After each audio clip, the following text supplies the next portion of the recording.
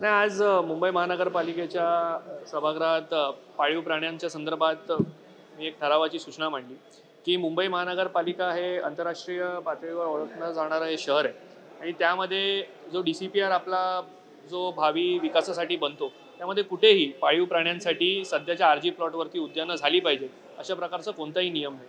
ते म्हणून महानगरपालिकेकडे मी ठरावाच्या सूचनेच्या माध्यमातून एक विनंती केली आहे की जे भविष्यात आपण विकास आराखडा आपला जो आहे त्यामध्ये पाळीव प्राण्यांसाठी उद्यान व्हावं या RG प्लॉट्सवरती व्हावं आणि तशा प्रकारची तरतूद ही सध्याच्या DCPR मध्ये व्हावी अशी विनंती मी मुंबई महानगरपालिकेकडे केली आहे.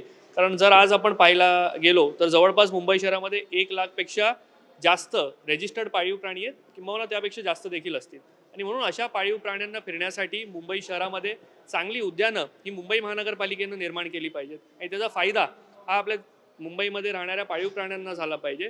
या भावनेनं ही विनंती मी मुंबई महानगरपालिकेकडे केली आहे. त्याला सकारात्मक मला वाटतं मंजुरी ही मुंबई महानगरपालिकेकडून मिळाली, ती अभिप्रायासाठी राज्य शासनाकडे पाठवली आहे आणि नगरविकास खात्याकडून जेव्हा तरतूद होऊन DCPR मध्ये हे जे बदल होतील त्यानंतर अशा प्रकारच्या पाळीव प्राण्यांसाठी विशिष्ट उद्यानं आपल्याला मुंबई महानगरपालिका निर्मित करते हे आपल्याला पाहायला मिळेल. दुसरा विषय आहे तुम्ही पत्रव्यवहार देखील केलेले आहे. नाल्यातला जे नाल्यापासून खत आणि विविध पदार्थ जे बोलतात पेवर ब्लॉक वगैरे बनवतात ते खरंच शक्य आहे का? तो काय विषय? असा तंत्रज्ञान आता इतर शहरांमध्ये वापरलं जातं आहे, आंतरराष्ट्रीय शहरांमध्ये देखील वापरलं जातं आहे की नाल्यामध्ये जो गाळ निघतो तो साधारणतः आपल्या मुंबईमध्ये स्टँडर्ड ऑपरेटिंग प्रोसिजर काय आहे की नाल्यामधून काढलेला गाळ हा लँड फिलिंग साईटला घेऊन जातात आणि मग तिकडे तो कॉम्प्रेस केला जातो. पण आता सध्याचे पर्यावरणाची स्थिती पाहता मुंबईमध्ये अधिकचे लँडफिल साईट्स हे उपलब्ध होणं फारच कठीण आहे आणि म्हणून पर्यावरणावरती अतिरिक्त भार न टाकता हा जर गाळ जो काही सिल्ट आहे जो नालेसफाईमधून आपल्याला मिळतो,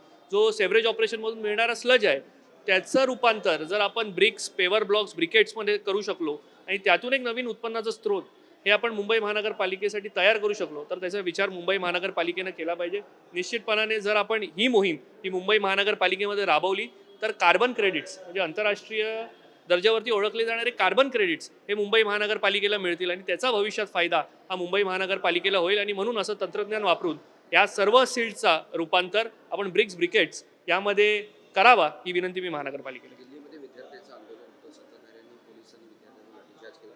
तसंच मुंबईत देखील आंदोलन सुरू आहे, तिथे विद्यार्थ्यांची धडपड सध्या सुरू आहे. असं आहे की हा मोठा असंतोष हा सर्वच विद्यार्थ्यांमध्ये त्या ठिकाणी आहे आणि प्रत्येक विद्यार्थ्याला आपल्या भविष्याची चिंता ही त्या ठिकाणी झाली आहे. आज त्यांना देखील वाटतं आहे आम्ही लोकशाही मार्गानं जर आम्ही त्या ठिकाणी आंदोलन करत असू, लोकशाही मार्गातून आम्ही आंदोलन करत असताना केंद्र सरकारकडनं त्या ठिकाणी लाठीचार्ज केला जातो आहे, त्या ठिकाणी मिलिटरी अशी जणू काही लावली जाते की ती आपल्या देशाची मुलंच नाही आहेत. मला असं वाटतं की गेल्या वेळेला शेतकऱ्यांचं आंदोलन झालेलं त्यावेळेला रस्त्यांवरती खिळे टाकलेले, आज विद्यार्थी आंदोलन करतायत त्यावेळेला तुम्ही त्यांच्यावरती मिलिटरीसारखी पूर्ण योजना त्या ठिकाणी केली आहे, पोलीस त्यांच्या अंगावरती सोडलेत आणि म्हणून हे जे काय आहे जे काय चालू आहे अत्यंत चुकीचं चालू आहे.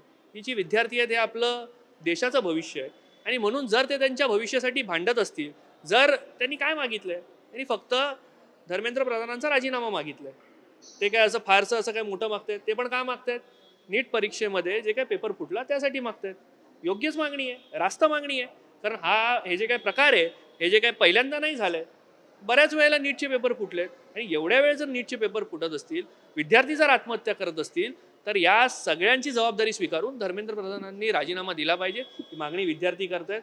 यामध्ये आपण तर कालच्या जे आमचे शिवसेना उद्धव बाळासाहेब ठाकरे यांनी पुकारलेलं जे काय आंदोलन होतं, सोनम वांगचूक आणि अभिजित दिपकेंना जे आम्ही समर्थन दिलं त्यामध्ये देखील पक्षीय कार्यकर्ते सोडून आमच्या आंदोलनाला अनेक विद्यार्थी संघटना मग ते कोणत्याही पक्षाशी ते कार्यकर्ते म्हणून जोडले गेले नाहीत असे विद्यार्थी त्या ठिकाणी त्या आंदोलनाला समर्थन देण्यासाठी आलेले आणि म्हणून आपण पाहू शकता की हे आंदोलन हे ज्यासाठी होत आहे त्यासाठी विद्यार्थी देखील मोठ्या संख्येनं दिल्लीमध्ये त्या ठिकाणी उपस्थित आहेत आणि म्हणून केंद्र सरकारने आता या आंदोलनाचा अंत पाहू नये.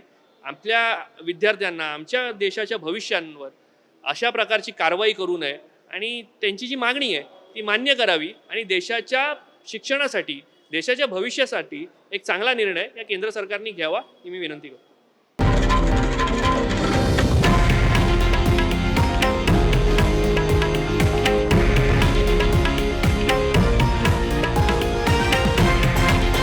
हे आहे देशातील नंबर 1 न्यूज नेटवर्क आणि आपण पाहत आहात TV9 मराठी, एकमेव.